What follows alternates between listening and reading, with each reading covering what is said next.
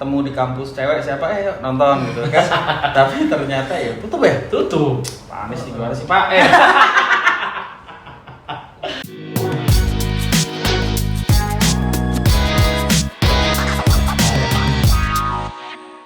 Hai Sunday Fox, welcome back to Di Atas Nalar. Hari ini gue kedatangan bantu gue hari ini karena kamu kita spesial banget hari ini.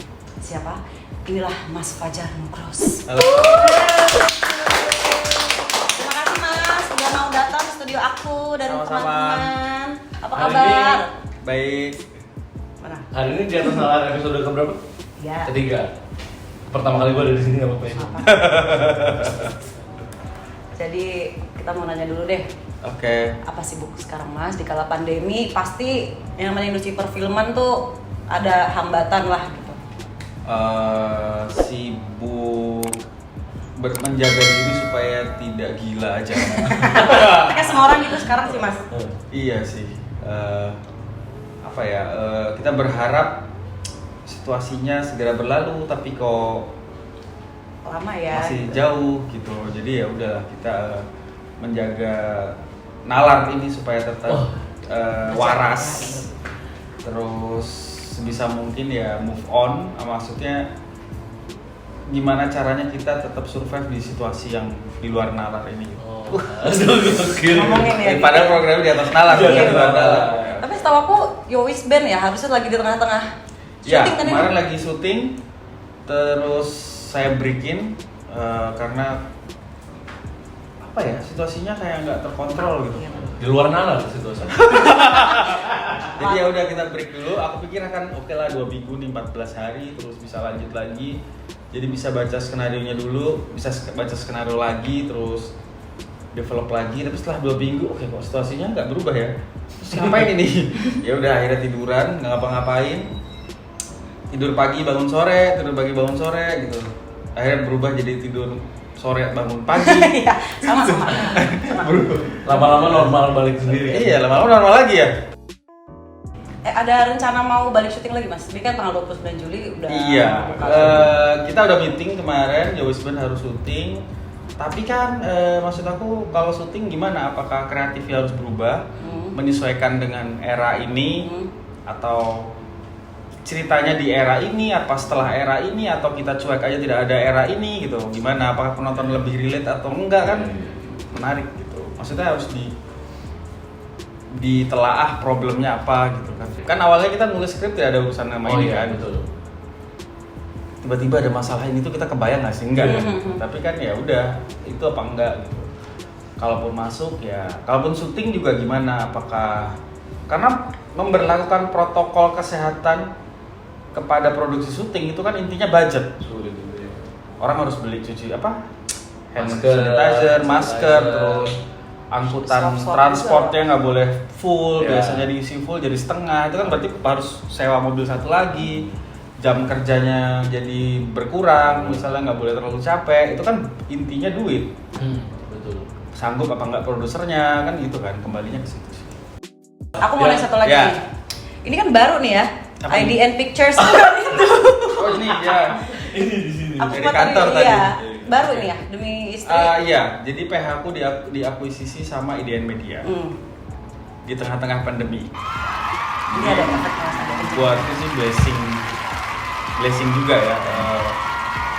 Ada perusahaan yang mungkin layoff pegawai gitu, tapi si IDN Media tetap komitmen untuk mengakuisisi aku punya PH gitu. Ini kan berarti kan pasti kalau IDN Media itu kan memang relate sama milenial ya, Ya. generasi muda. Berarti itu apakah berarti Mas Fajar akan memfokuskan segala produksinya untuk menyasar ke market itu atau lebih akan terbuka? Mereka tidak mengurusi, tidak akan ikut campur dengan konten sih. Oh gitu. Oh. Tapi tetap aku akan menyesuaikan diri dengan mereka punya pedoman dan filosofi milenial dan Gen Z kan. Mungkin milenial tahun 60-an nggak apa-apa kan. Semua orang Tapi belajar menurutku milenial ya. sih sebenarnya bukan di tema, tapi mungkin di kemasan, mungkin di cara bertutur atau cara deliver story-nya sih gitu. Jadi konten sih tetap bisa apa aja ya, kita nggak menutup Dan genre juga nggak menutup diri, bisa horor, bisa film dewasa, Ya. apa aja yang menarik. Tapi belakangan ini tuh Mas lebih banyak produksi film yang menyasar ke anak muda kan ya? Iya, karena Dulunya saya kan- menolak tua sih. Emang Apakah- umurnya berapa nih? Sebenarnya karena gini ya, karena selama ini aku tuh bukan melayani ya, maksudnya mendapatkan kesempatan bikin film itu dari production house komersil yang ada gitu kan. Nah, mereka kan menyasar market mereka itu memang generasi muda. Nah, kenapa generasi muda? Karena mereka yang pergi ke mall. Yes. Oh, iya. Bioskop adanya di mall. Jadi sebenarnya urutannya kan ke situ tuh. Kalau dulu kan bioskop independen berdiri sendiri kayak Metropol, kayak apa lagi ya bioskop sendiri ya. Tapi kan Mohon maaf nih saya orang muda pasti Orang tidak baru. ngerti saya. ada era di mana bioskop kemudian di grup 21 dulu Iya. dulu 21 kan. Grup 21 Dwi Mono kan, Pak Sujikat Mono membuat bioskop ada di mall. Jadi bioskop-bioskop yang non mall mati. Iya kayak Planet Hollywood ya dulu. Iya, jadi budaya menonton kita beririsan sama budaya orang ke mall. Jadi gitu sih. Dulu orang nonton bioskop itu emang niatnya nonton. Benar. Karena bioskop berdiri sendiri tidak ada di mall. Jadi benar-benar effort kan untuk pergi dandan kencan ke bioskop gitu. Kalau sekarang kan orang ke mall itu yuk makan, yuk cuci mata, yuk belanja, Sambil kemudian nongkrong. habis itu nonton dulu deh. Yes. Jadi film ada di urutan kesekian dari kebutuhan niat utama gitu kan. Tiketnya malam biasanya. Beli tiketnya malam Makan gitu. dulu. Macet nih. Makan dulu di mall habis itu nonton. Nonton. Gitu. Jadi bukan mau nonton terus makan belanja dan sebagainya, enggak kan. Itu sih problemnya sebenarnya. Berarti Budaya kita berubah gitu. berarti Mas Fajar sedih nggak kemarin pas 21 tim tutup Taman Ismail Marzuki? Tapi kan akan ada lagi apa enggak ya? Apa? Akan ada lagi atau nggak sih? Saya tutup for good. Bioskopnya. Yang di Taman Ismail Marzuki. Itu kan salah satu 21 yang di luar mall yang Iya, bagus lah. iya. Sebenarnya itu sambil kita kuliah malas nonton gitu Nah. kan atau ketemu Dekat aja di juga. kampus, iya. Iya. Ketemu di kampus cewek siapa yuk nonton gitu kan. Tapi ternyata ya tutup ya. Tutup. Pak Anies sih gimana sih Pak? Selama Mas jadi sutradara ini kan di pemerintah sendiri itu dulunya yang namanya industri perfilman itu masuk di Parekraf, kemudian dipisah lagi, tadi gabung lagi. Sebenarnya ada dampaknya sendiri nggak sih dengan perubahan yang heboh itu? Tapi di industri perfilman sendiri tuh ada pengaruh baiknya atau buruknya atau sebenarnya sama aja sih? Mau ada mau digabung? Sebenarnya mau ngapa-ngapainnya sama aja sih. Kita tetap bayar pajak syuting. Iya. Syuting di public space tetap bayar izin. Bayar izin ke polisi, ngurus izin ke polisi udah dari Mabes. Pas lagi syuting disamperin ormas bayar lagi. Jadi sebenarnya izin ke polisi itu ngapain kan? Iya. Tetap akhirnya begitu. Kita nonton kita dipajekin, pajak nontonan ada kan? Ada. Terus bioskop dipotong pajak juga pendapat. Ini semuanya dipotong pajak. Kita dapat bayar, kita dapat fee bikin film aja dipotong. Penghasilan. Potong semua.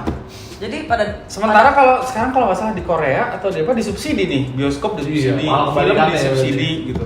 Malah kebalikannya. Iya, kita nggak berasa. Maksud aku ketika kita ada problem gini juga nggak ada bantuan apa-apa dari pemerintah, cuma di data doang. Kalau- Awal-awal kita nggak bisa syuting, terus semua kru nggak bisa syuting, pemerintah bilang oke kita mendata ya kru film di data, semua ngisi data dengan harapan ada apa nih bantuan apa kayak duit. Sampai sekarang belum ada. Pendataannya kemana terus dikasih ke Telkomsel?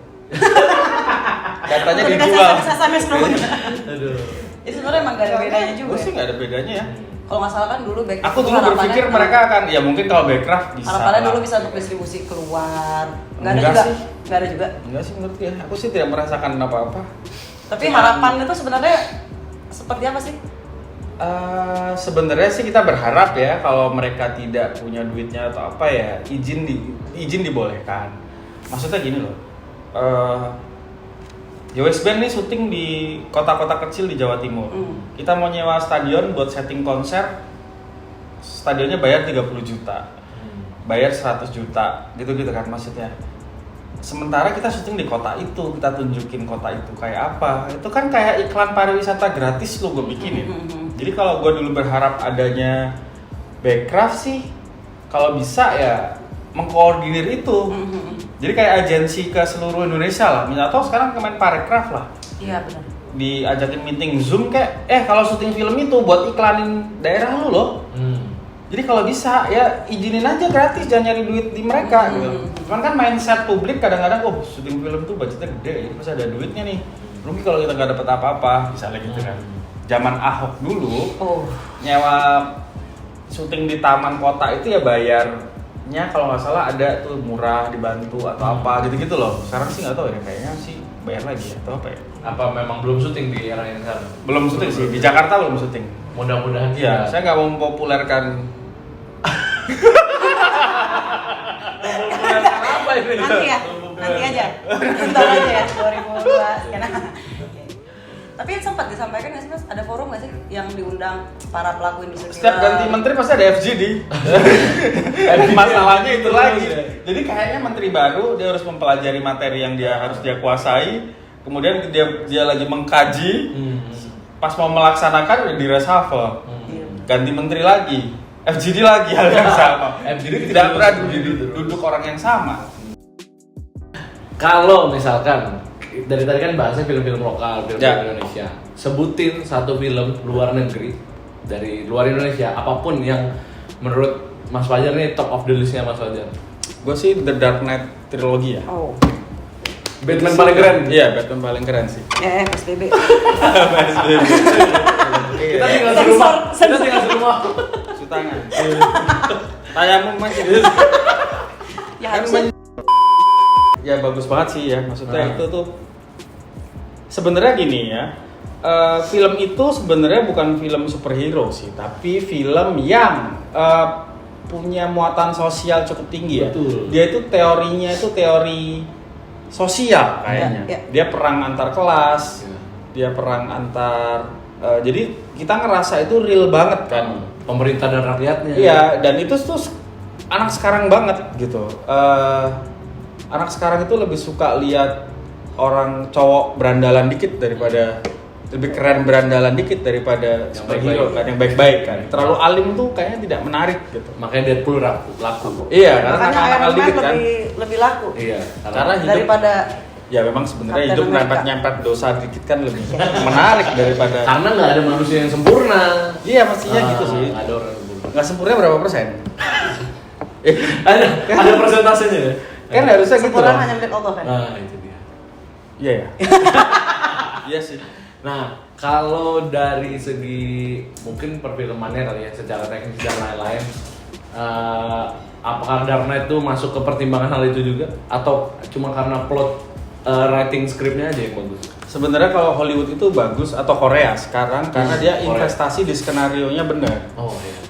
You spend money untuk develop script gitu. Oke, ini bertahun-tahun sampai skripnya bagus dan itu dibayar. Maksudnya bayarannya untuk para kreator itu cukup untuk membuat mereka tidak mikirin hal-hal lain. Ya kan, kalau Indonesia ya bayarannya segini aja ya. Iya, begitu nulis listrik bunyi.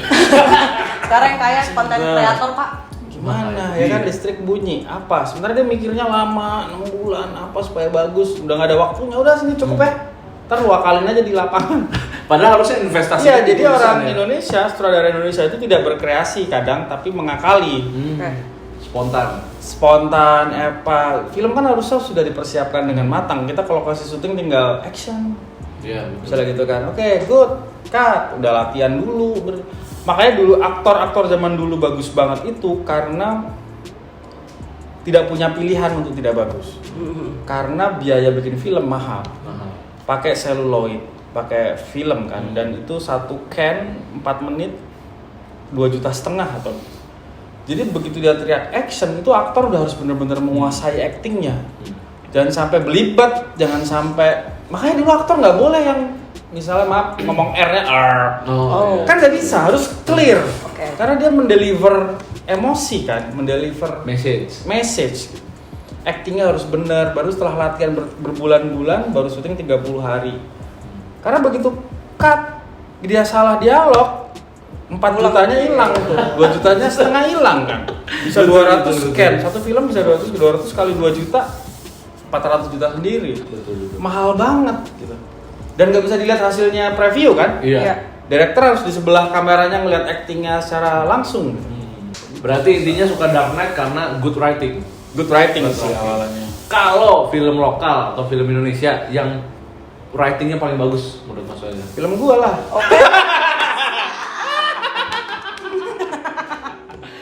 Oke. Tapi katanya inspirasinya Mas Hanung.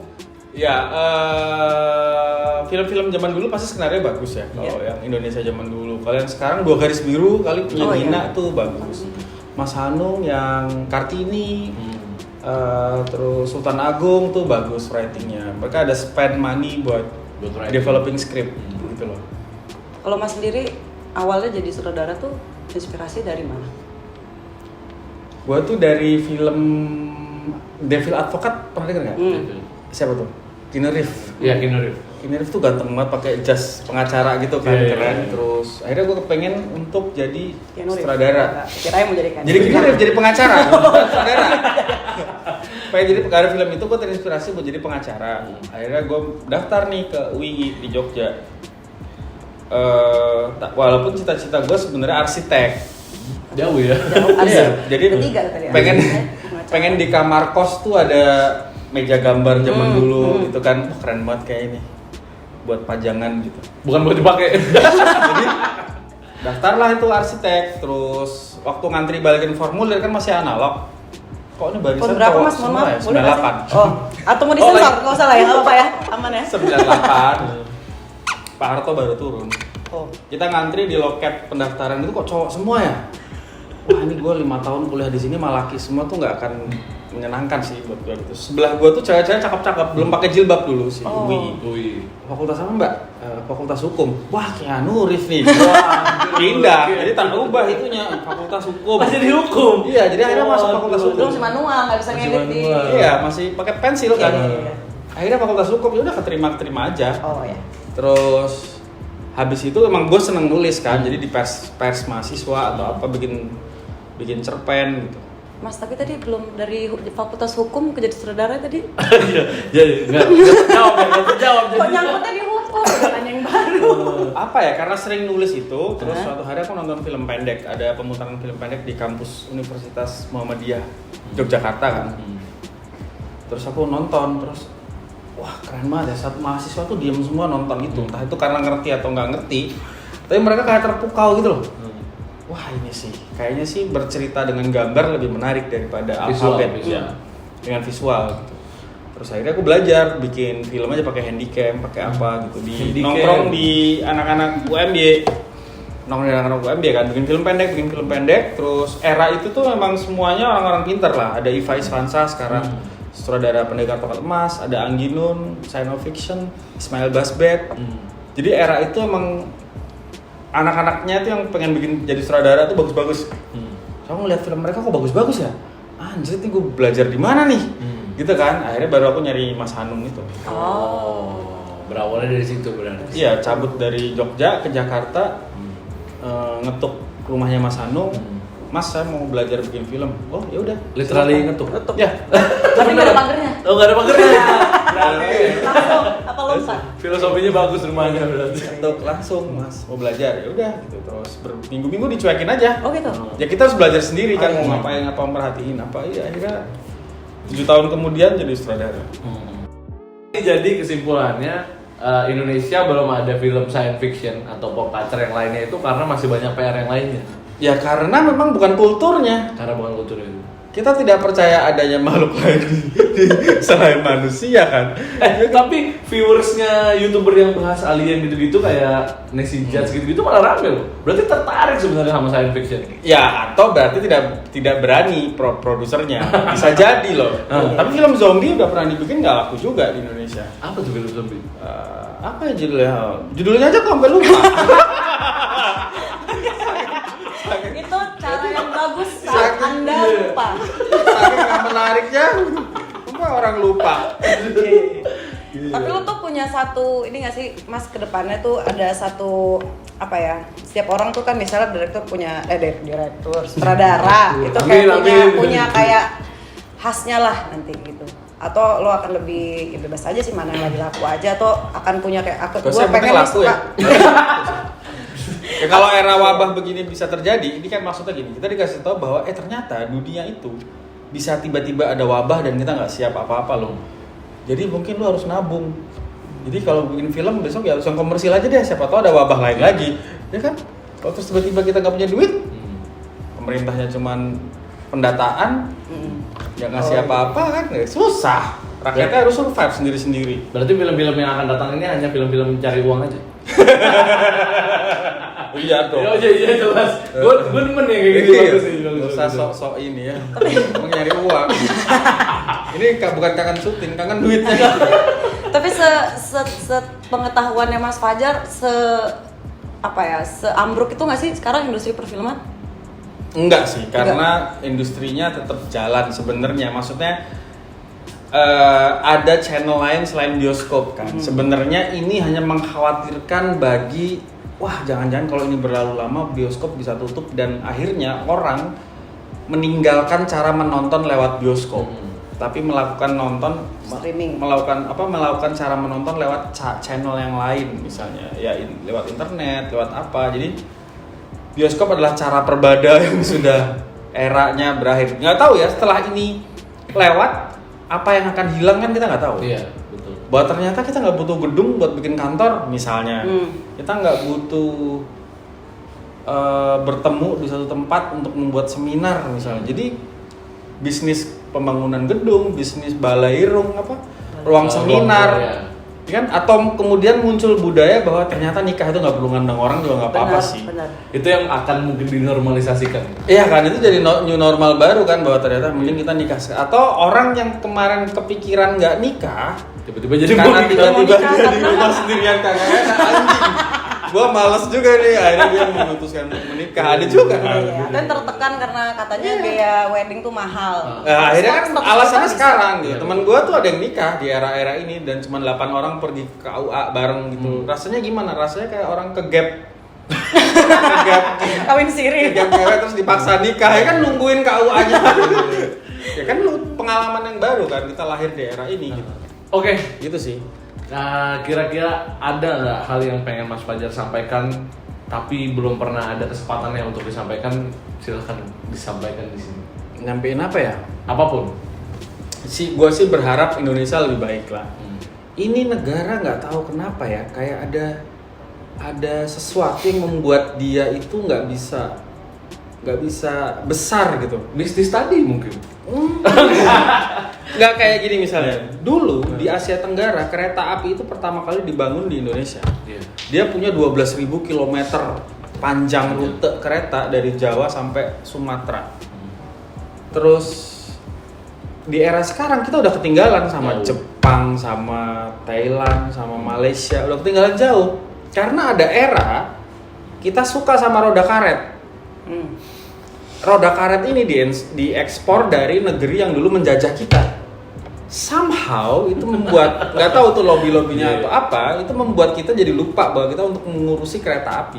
Jadi sepanjang 32 tahun era Orde Baru, kereta api itu tidak diperhatikan. Dia diperhatikan di akhir-akhir era Jokowi kan. Di akhir-akhir era SBY. Baru beli kereta baru KRL dibenerin, baru terlambat sekian puluh lima dari kita merdeka, kita sudah terlambat 30-40 tahun untuk membangun, kita ketinggalan gitu.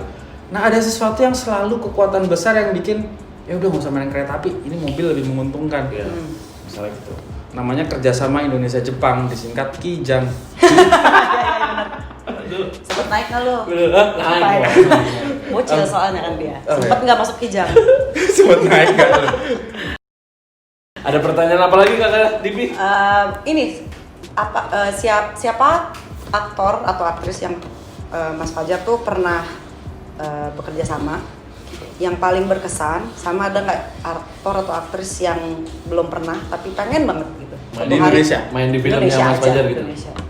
Main di film? Enggak, main film lain. Oh, yang lain. main di aktor atau aktris Iya, yang main di- udah pernah terus Kalau berkesan. aku sih nggak ada yang wah gue pengen banget sama ini tapi belum kesampaian gitu, karena mencari aktor itu berdasar kebutuhan skenarionya. Misalnya aku ketemu Reza Radian gitu, lu kapan sih lu nggak pernah ngoling gue? Ya Reza, gue nggak pernah menemukan skenario yang butuh lo. Skripnya. Iya. Mas Reza menyesuaikan siapapun dia. Enggak, tapi maksudnya kan skenario ini kalau ditawarin ke Reza ketawa pasti. Misalnya kita mengukur Iya. skripnya gitu ya. Jadi ya kalau jodoh pasti akan syuting sama Reza gitu. Kalau jodoh pasti akan syuting sama Dian Sastro gitu. Dian Sastro sih paling oke banget. Gue pernah syuting sama Dian Sastro film 724 itu karena dia suka banget. Terus gue lagi ngarahin pemainnya nggak dapat misalnya udah berkali-kali gue gini loh, lu nangkep kan Dian cara itu ya? Oh ya gue ngerti. Jadi dia membantu untuk mendeliver ke bisa segitunya anak itu gitu. Karena tokoh yang diperankannya tepat. Jadi nggak bisa kalau misalnya kamu pengen main sama siapa sih ini ya kalau nggak ada skenario nya gitu. Itu jadi dilema juga tuh buat menurut aku pribadi lagi nih ya. Di Indonesia ini kalau lagi main. Menurut siapa kalau buat pribadi? Siapa tahu ada pesanan. Oh iya, benar juga. Karena jadi dilema kalau misalkan ada aktor atau aktris lagi naik di Indonesia di eranya dia 5 tahun yang main dia terus. Maksudnya mau perannya cocok nggak cocok? Sebenarnya itu karena ada rasa gini ya. Sebenarnya film itu kan tugas produser untuk setelah membuat film, you spend money untuk promosi.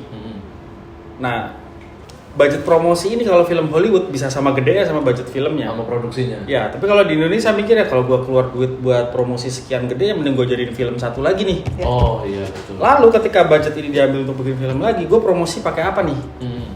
Makanya mereka mencari IP yang sudah populer, buku misalnya.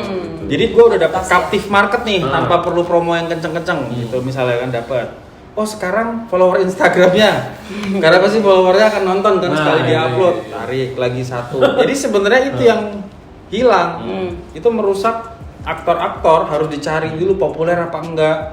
Jadi ketika ada film selalu 5 tahun aktornya itu mulu, sebenarnya mencari aman itu. Karena begitu populer dia punya masa yang akan selalu nonton, entah filmnya jelek entah apa orang tetap akan nonton kan. Terakhir, boleh kan? Boleh kan? Boleh. Ini segmen terakhir. Boleh dong aku minta satu cerita aja pengalaman yang paling ya kalau berkesan agak klise ya. Apalah either itu lucu, ngeselin atau kayak turning point. Oh, gue ternyata paling cocok di segmen ini atau apalah gitu. Yang paling inget sampai sekarang tuh di mana? Apakah mungkin di Jakarta, Kabah? Jadi sebenarnya hidup cerita-cerita gue tuh melo dan baper gitu. Gue selalu membayangkan gue tuh wah orang yang gagal dalam bercinta, menderita. Gitu. Jadi film-film cerita-cerita novel-novel gue tuh tentang orang yang kecenderungannya bunuh diri. Gitu. Nah suatu hari gue ditawarin bikin film komedi Cinta Beruntung Seharusnya Raditya Dika. Lagi nonton bola di Senayan, di telepon, Bros ini ada komika namanya Raditya Dika mau bikin film, saya kirimin skenario-nya ya. Terus aku bilang, Pak, saya nggak bisa komedi nih, saya nggak lucu, saya orangnya tuh menderita. Gitu kan maksudnya. Oh gitu ya, kamu nggak cocok ya? Saya sih nggak ngerasa cocok Pak, saya nggak lucu orangnya, nggak bisa komedi. Udah selesai nonton bola lagi, ya ditelepon lagi. Dicoba dulu deh, baca gitu. Semuanya selesai, orang nonton ya ketawa-ketawa biasa waktu ngedit ya. Ketawa biasa, waktu mau premiere gue nggak datang. Karena gue nggak pede.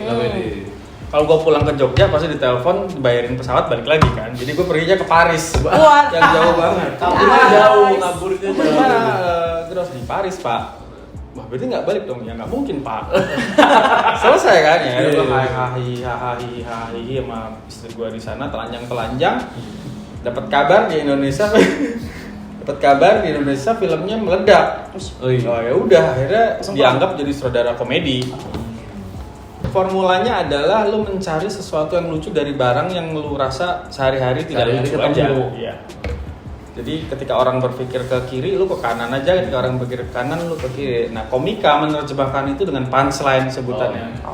Which is itu sebenarnya sudah ada dari dulu kan, bahwa segala sesuatu harus dibangun sama kayak horor kan. Dibangun dulu dang tahu dang begitu. Ada tangga dramatiknya lah. Jadi sama sebenarnya.